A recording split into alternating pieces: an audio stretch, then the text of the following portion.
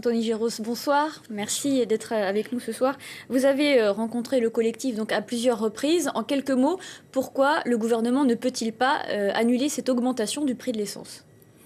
Tout simplement parce qu'il faut savoir à quoi sert le FRPH.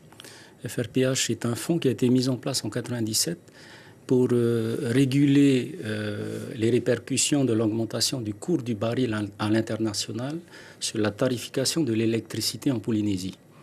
Et c'est uniquement pour ça que ce fonds a été mis en place. Donc la régulation s'est bien effectuée pendant un certain nombre d'années, sauf que dans le cadre de l'évolution du FRPH, il y a des entreprises, des acteurs d'activité économique qui ont voulu s'insérer à l'intérieur. Et aujourd'hui, l'outil ne peut plus produire les résultats auxquels on est en droit d'attendre cet outil.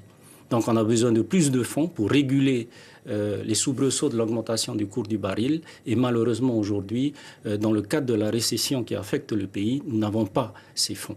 Le prix de l'essence peut-il baisser un jour ou est-ce que ces revendications du collectif et finalement restent un vœu pieux?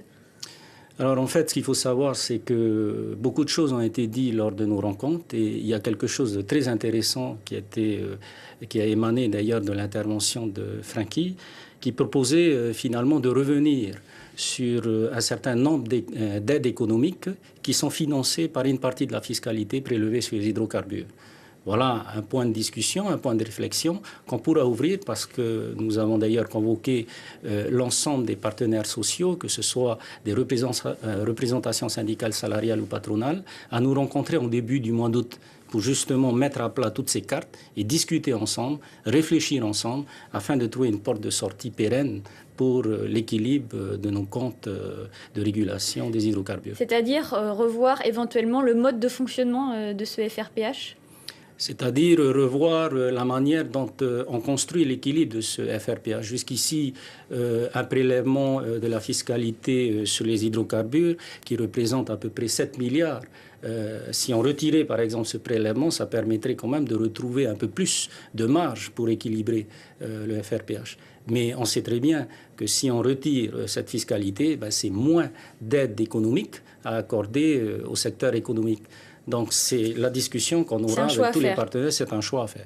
Alors Franck Tehamatei vous a reproché hier soir, ici même sur ce plateau, votre immobilisme. Les négociations ont-elles trop traîné selon vous? Alors en fait, ce qui a chopé lors de notre rencontre d'hier soir, c'est tout simplement que Franck Tehamatei est venu avec des propositions qui nous a complètement interpellés parce qu'en fait, il nous a ramené la feuille de route qu'il avait lorsqu'il s'est opposé la première fois en nous demandant de ramener les prix à la situation antérieure aux augmentations que nous avons effectuées au 1er juillet 2012. Donc en fait, on n'a pas avancé du tout. Et donc j'avais proposé hier soir à Franck, lorsqu'il a évoqué la possibilité de nous faire cette proposition, je lui ai demandé comment tu vas équilibrer alors, parce que quand même ça a un coût. Et donc, il m'a parlé de l'EDT. Alors, le président du pays hier soir a dit à Franck, il n'y a pas de problème, tu mets ça noir sur blanc, comme ça, demain matin, on fait les simulations. Mais quand on a reçu la lettre, malheureusement, il n'y avait plus l'équilibre de l'EDT dedans. Donc, c'est pour ça que je lui ai dit, écoute, c'est inacceptable, on n'a pas avancé, au contraire, on a régressé dans nos discussions. Tu nous ramènes à la date de la première réunion, donc on ne peut pas avancer comme ça. Une dernière question, monsieur le vice-président. En avril 2011, le motif de la motion de défiance pour renverser Gaston Tong-Sang était justement l'augmentation des taxes. Aujourd'hui, on constate que vous êtes contraint de faire la même chose. Est-ce que c'est finalement un constat d'échec pour vous, pour votre gouvernement aujourd'hui ? Je pense qu'on ne peut pas parler de succès ou d'échec. Nous sommes véritablement dans une situation de recherche d'équilibre, puisque nous sommes frappés de plein fouet par la récession. Et cette récession-là, dans le cas de l'économie insulaire qui est celle du pays, elle nous affecte et nous vient bien de l'extérieur du pays.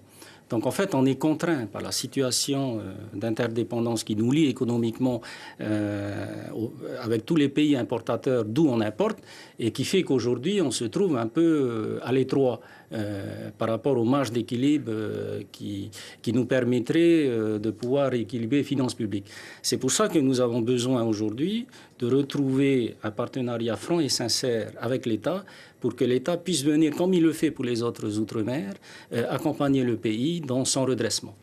Anthony Géros, merci d'avoir été avec nous ce soir. Et